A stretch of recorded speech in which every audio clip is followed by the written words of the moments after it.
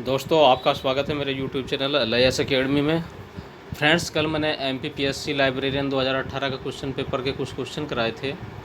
आज उसी का सेकंड पार्ट आप लोगों को करा रहा हूं। जो कुछ क्वेश्चन बचे हैं उनको करा देता हूं।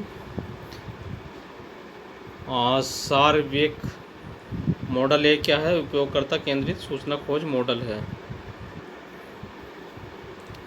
निम्नलिखित में से कौन सा डेटाबेस प्रमुख शैक्षणिक संस्थानों एवं भारत में अन्य अनुसंधान एवं विकास संस्थानों में कार्यरत वैज्ञानिकों, शोधकर्ताओं और अन्य सदस्यों का प्रोफाइल प्रदान करता है? तो दोस्तों, यह जो डेटाबेस है यह विद्वान डेटाबेस है। गतिशील वर्गीकरण सिद्धांत को किसने विकसित किया? तो दोस्तों, डॉक्टर रंगनाथन और उनके सहयोगियों ने इसको विकसित किया है। सूची ए सूची बी का मिलान करना है फ्रेंड्स।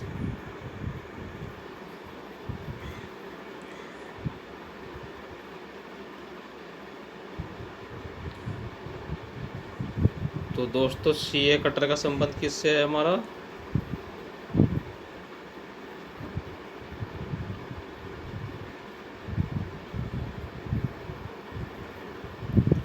एक्सपेंसिव क्लासिफिकेशन से है।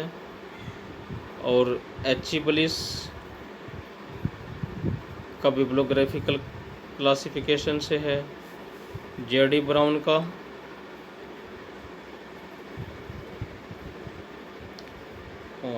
पाल आउटलेट का दोस्तों रेन ला फाउंटेन का हमारा यूनिवर्सल डेसिमल क्लासिफिकेशन।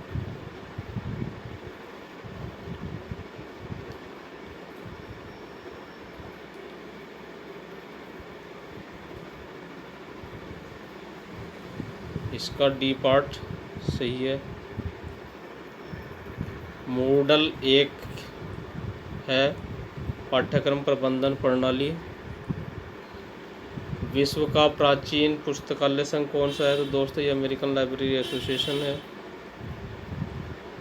एक त्वरित संदर्भ अंतर्दृष्टि को कहते हैं अंतर्ज्ञान।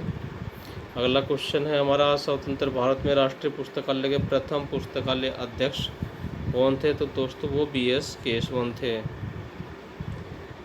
किस वर्ष इंडियन साइंस एब्स्ट्रैक्ट का प्रकाशन शुरू हुआ? तो ये 1965 में हुआ।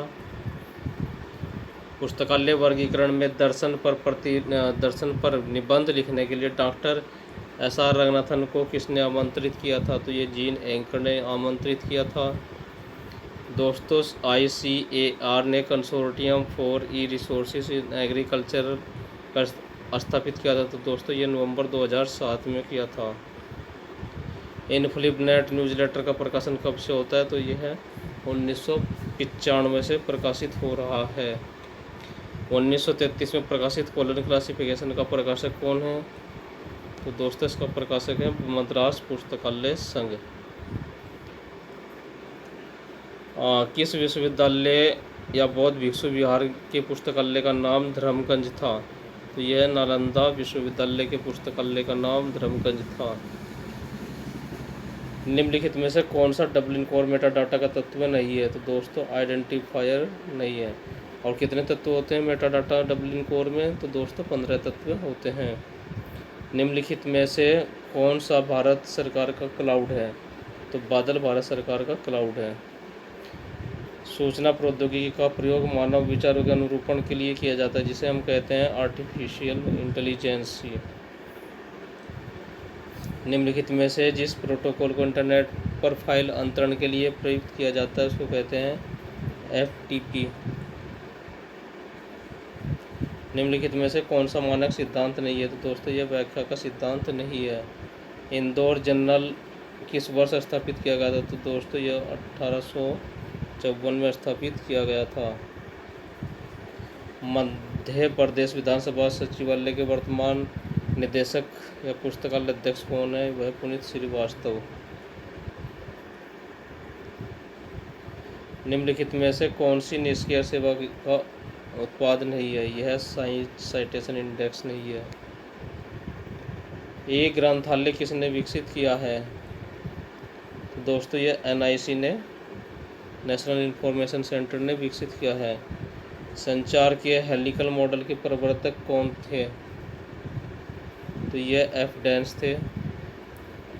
यूडीसी में सामान्य एक लोगों को क्या कहा जाता है? तो कॉमन ऑक्सिलरीज, यूडीसी के अंदर कॉमन ऑक्सिलरीज के नाम से जो है सामान्य एक लोग को जाना जाता है।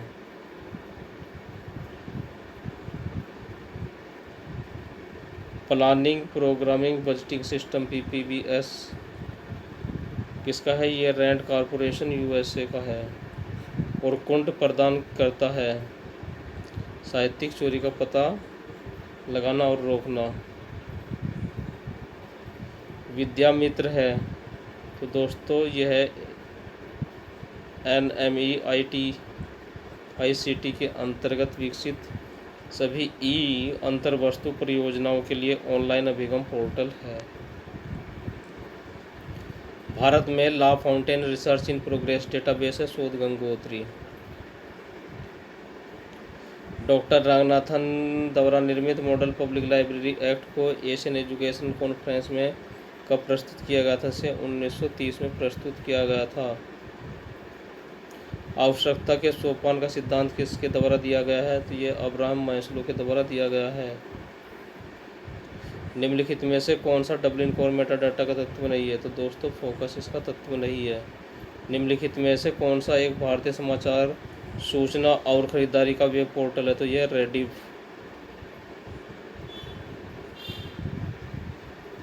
जोटेरो क्या है? ग्रंथ सूचीपरक संदर्भ प्रणाली है।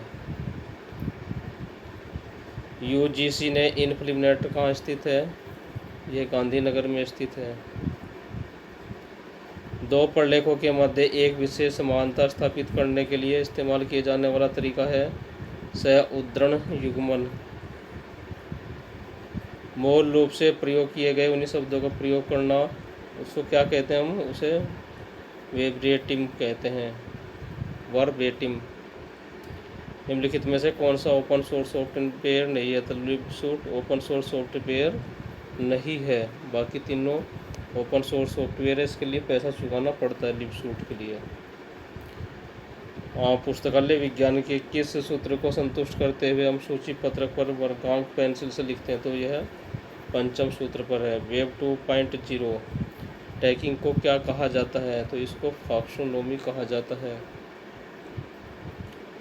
फिशबोन डायग्राम को किस रूप में जाना जाता है? तो दोस्तों इसको कारण और परिणाम डायग्राम बुलाते हैं। कॉलन वर्गीकरण क्लासिफिकेशन के चतुर्थ संस्करण किस वर्ष प्रकाशित हुआ था? तो फ्रेंड्स ये 1952 में प्रकाशित हुआ था।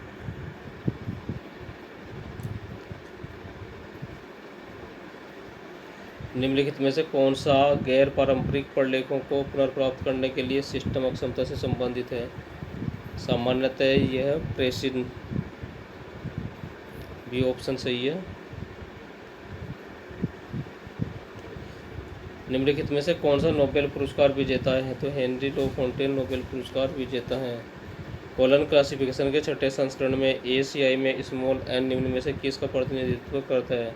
तो ये क्रमिक पत्रिका का प्रतिनिधित्व करता है। निम्नलिखित में से कौन सा अक्षर कॉलन क्लासिफिकेशन संस्करण 6 में एंट्रा एरे डिफरेंस फेस रिलेशन के लिए प्रयुक्त होता है? तो स्मॉल w है। W3C को MIT किसने स्थापित किया है? तो ये टिम बर्नर्स-ली ने स्थापित किया है। निम्नलिखित में से कौन सा OCLC का उत्पाद या सेवा नहीं है? तो दोस्तों फैसिट पब्लिशिंग। मिलेनियम बुक प्रोजेक्ट किसने शुरू किया है? तो ये कार्नेगी मेलन विश्वविद्यालय ने शुरू किया है। निम्नलिखित में से बेमेल कौन है? ओस्मोसिस का सिद्धांत। इनमें से मेल नहीं खाता है, बाकी तीनों क्लासिफिकेशन के अंतर्गत आते हैं। किस वर्ष बुडापेस्ट ओपन एक्सेस इंसेंटिव की घोषणा हुई थी? तो मित्रों यह 2002 में हुई थी।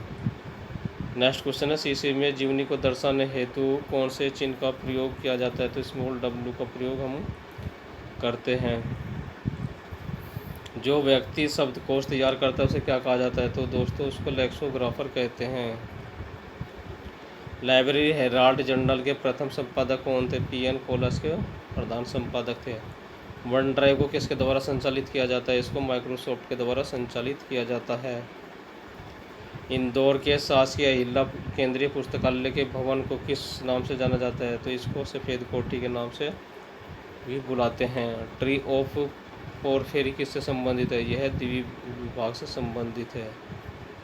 डेकाटोमी और डाइकोटोमी, है ना, ये आप लोगों ने पढ़ाई होगा। भारत में विश्वविद्यालय पुस्तकालयों का नेटवर्क किस नाम से जाना जाता है? तो ये इनफिलिपनेट के नाम से जाना जाता है।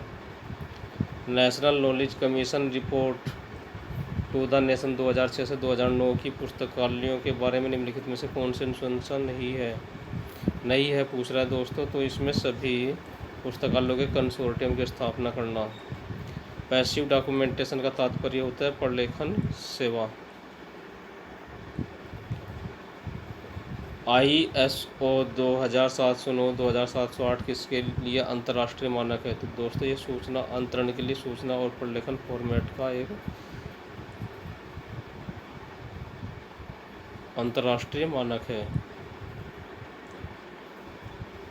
संदर्भ सेवा के लिए रूढ़िवादी, संयोग-मार्गी और उदारवादी सिद्धांत किसके द्वारा दिए गए हैं? तो दोस्तों ये जेम्स आई वायर के दिए गए हैं। जिन दोस्तों ने अभी तक मेरा चैनल सब्सक्राइब नहीं किया है प्लीज़ सब्सक्राइब करें और बेल आइकन ज़रूर दबाएं ताकि आपको नोटिफिकेशन सही समय पर मिलता रहे। इसका PDF आपको मेरे टेलीग्राम पर मिल जाएगा जिसका लिंक नीचे दिया जा रहा है।